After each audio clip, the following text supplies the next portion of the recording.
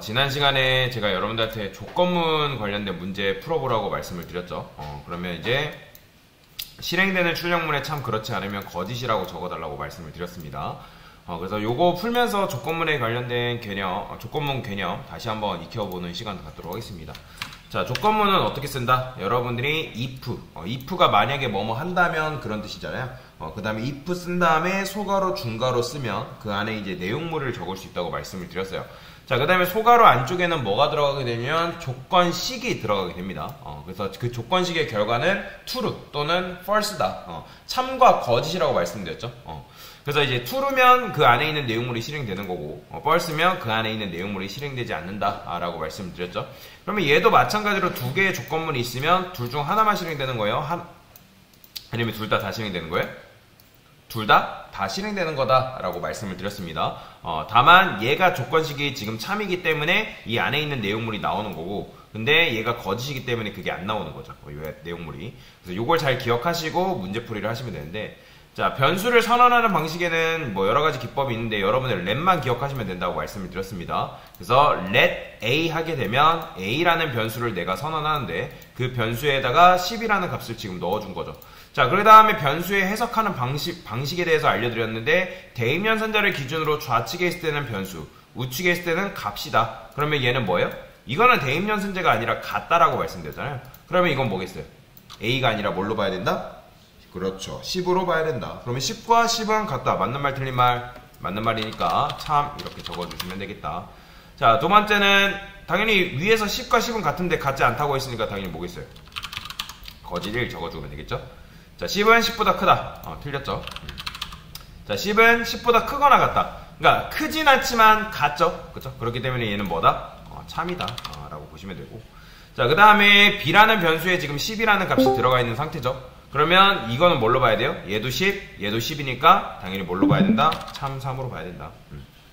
자, 그 다음에 지난 시간에 제가 보여드렸을 거예요. 여러분들이 불리언 한 다음에 이제 불리언이라는 걸 여러분들이 선언할 일은 없겠지만 이 변수에는 불리언 타입의 데이터, 즉 true, false를 담을 수 있다라고 말씀을 드렸죠. 그렇죠? 그러면 이 변수는 여러분들이 변수에 어떤 값을 넣냐에 따라서 자바스크립트는 그 변수의 데이터 타입이 정해진다라고 지난 시간에 설명을 드렸습니다.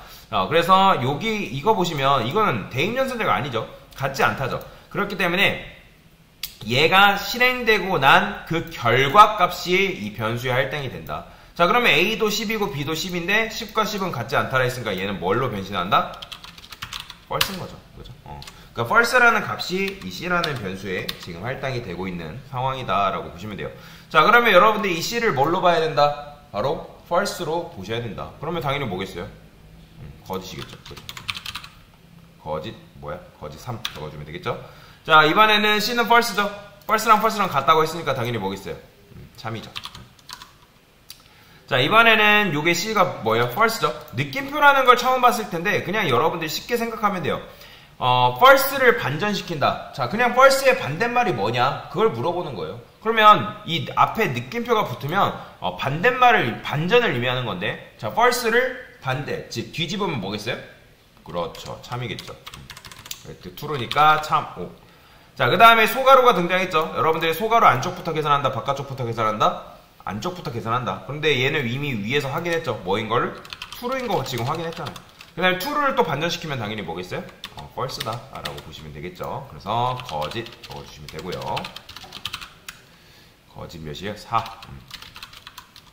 자, 그 다음에 D라는 변수에 true가 지금 할당되어 있죠. 그러면 얘는 뭐예요? false랑 true는 같지 않다. 맞는 말 틀린 말? 맞는 말이니까.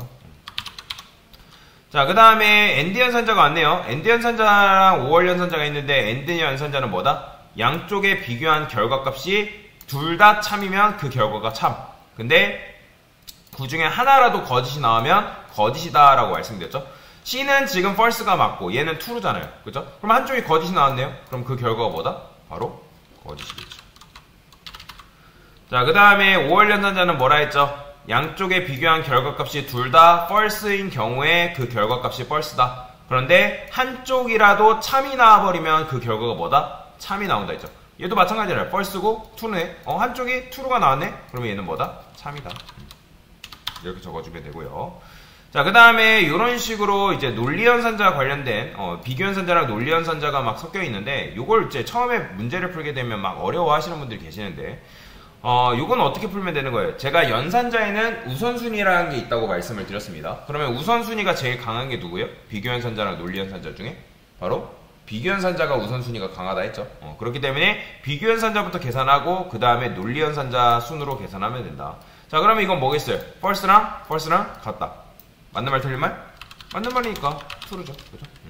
그러면 지금 D는 true잖아요. 그러면 AND 연산자는 뭐예요? 양쪽의 비교한 결과값이 둘 다 참이면 참이니까 얘는 뭐겠어요? 참이죠.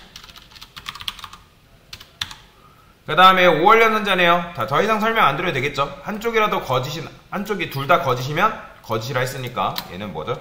거짓 6. 자, 그 다음에 이것도 마찬가지죠. 거짓이겠죠? false니까 거짓 7.